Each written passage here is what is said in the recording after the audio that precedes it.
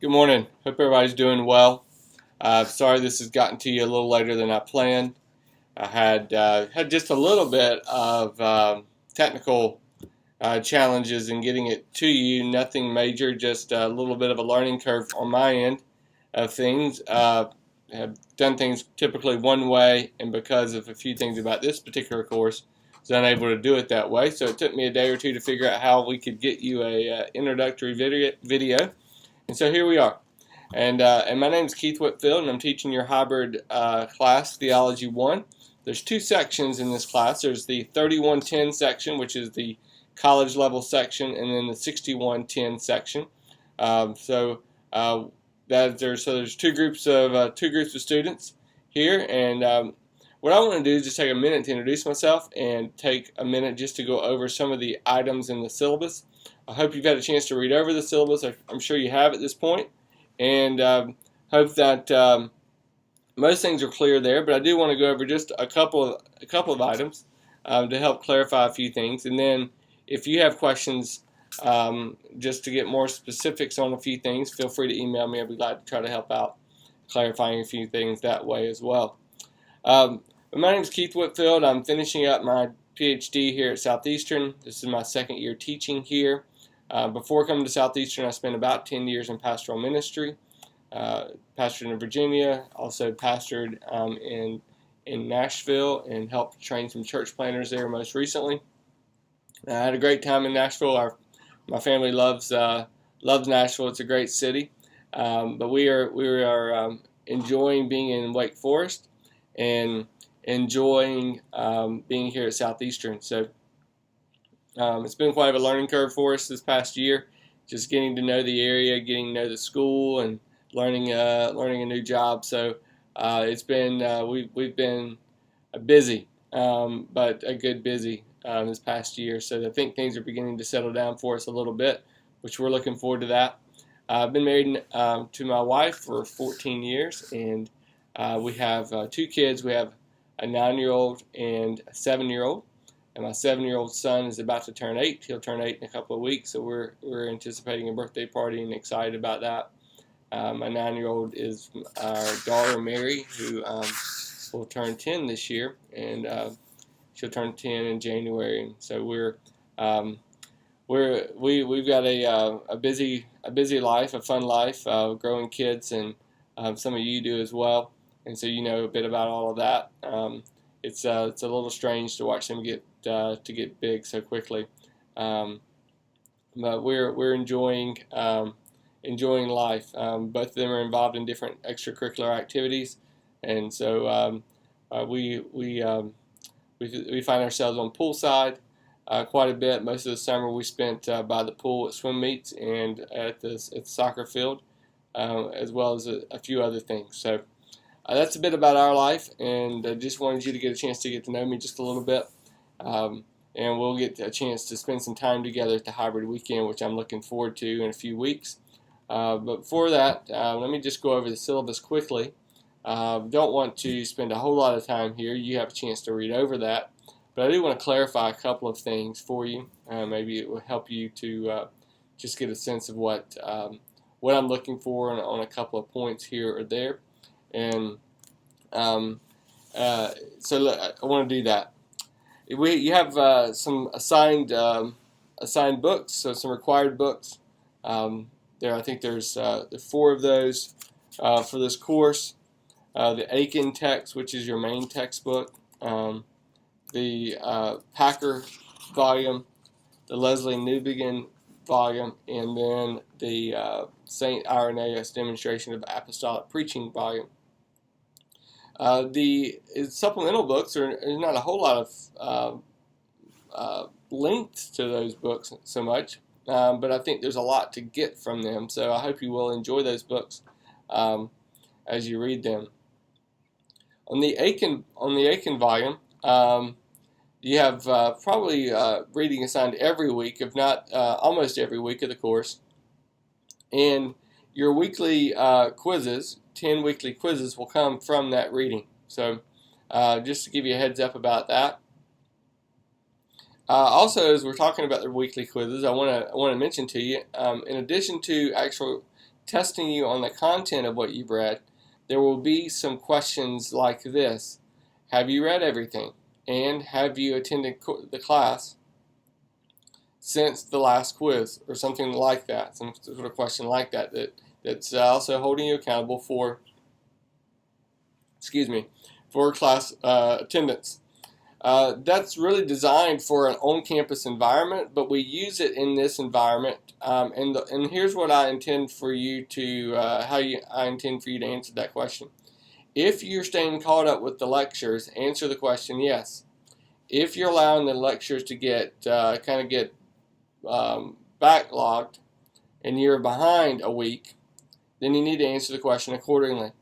So I want you to try to stay caught up with the lectures and that material. You have 2 or 3, maybe 1 week, 4 lectures assigned for you to watch. The assignment for the lectures is on the Moodle page. It tells you which lectures to watch every week. If you haven't yet found the lectures, look on the if you look towards the Moodle page, it'll be on the right-hand side. The top column is where all of the lectures are imported. I'm expecting you on that question to answer according to, on your honor, according to how you're doing and staying caught up with those lectures. And so I hope that you will spend the time every week to watch the lectures that are assigned. I think it'll be a better learning experience for you, and will help you not get overwhelmed by the content of the material. So that's about 60% of those quizzes. Have you finished all the reading? Are you staying caught up with the lectures? And then about 40% of those quizzes is content on what you read. So those are your weekly quizzes. There'll be 10 of those. You can drop your lowest 2. In addition to that, you'll have 2 exams. You have a midterm and a final, and they're 20% each. That's the 2 of those 2 exams are 40% of your grade. We'll talk a bit more about those tests when we get a little closer to it. They'll come from your notes. They'll come from your lectures exclusively. You won't have to. They won't come from your reading. So they'll come from the lectures from Dr. Keithley and his notes. In addition to your exams and your quizzes, you have a couple of writing assignments. You have a reading reflection on Packer, which is more like a reading journal. It's broken up over the course of the semester. You're to read about a chapter or so a week and reflect on it. And I think that's pretty self-explanatory. Really, that is just for you to read, think about what he's saying, reflect devotionally, practically, personally on the truths that he's discussing there. Also, you have the Leslie Newbigin book, which is a little bit more interactive sort of assignment with the reading. I'm not asking you to write a book review on it. I'm asking you to read the book and answer some questions. Really, here I'm really just looking for you to really interact with the book. And some of the questions I think are just designed to help you pay attention to a few things in the book and interact a bit with it. So if you give me quality answers to the questions, I'm going to have a lot of confidence that you read the book and read it well and you've interacted with it a bit. And this is a book that I think will challenge you in places. There's Newbigin's position on Scripture was slightly different than ours, so that'll challenge you. But I also think that if you allow it, it will instruct you as well and help you to maybe even develop your own doctrine of Scripture. While you may not affirm his position precisely, I still think he has some things to teach us about the nature of Scripture. So I hope that you'll enjoy that book, you'll read it carefully, and you'll be instructed by it. The next assignment is a theological integration essay. This is an essay that's about 15 to 2,000 words. We're asking you to do a lot of work for a short writing assignment here. It says in the syllabus this is not a research paper. So by that, what I mean is I don't need you to go read 25 sources. This is not for you to go and find out what everybody has said about the topic. This is a position paper. You're going to take a position on a theological issue that we cover in Theology 1. And then there's some guidelines for sort of making an argument for your position. There are some standards. There are ways of making an argument that's persuasive. And so it's a position paper, but it's going to require you to do some research, some theological work. So one of the things I'm expecting for you to do with your position paper is for you to understand not just your position, but have an understanding of the other positions with respect to that issue. So if you take the doctrine of Scripture and you're dealing with inerrancy, and you're going to affirm plenary verbal inspiration, then you need to understand what are the other models of inspiration, what are the other positions of inspiration, how are those models supported theologically and biblically. While you won't be able to write a whole lot about that, I need you to understand that and be able to say as precisely as possible what those positions are. So what we call this is situating the perspective. So you have a perspective, you have a position, but you have to situate that in the context of other positions, other perspectives. So this is a part of you putting together an argument. This is a part of you doing critical thinking. For you to be able to take a position and situate it in the context of other positions. So that's one of the things I'm looking for in this paper. I'm looking for you to be able to situate perspectives. The other thing I'm looking for here is for you to be able to argue for your position.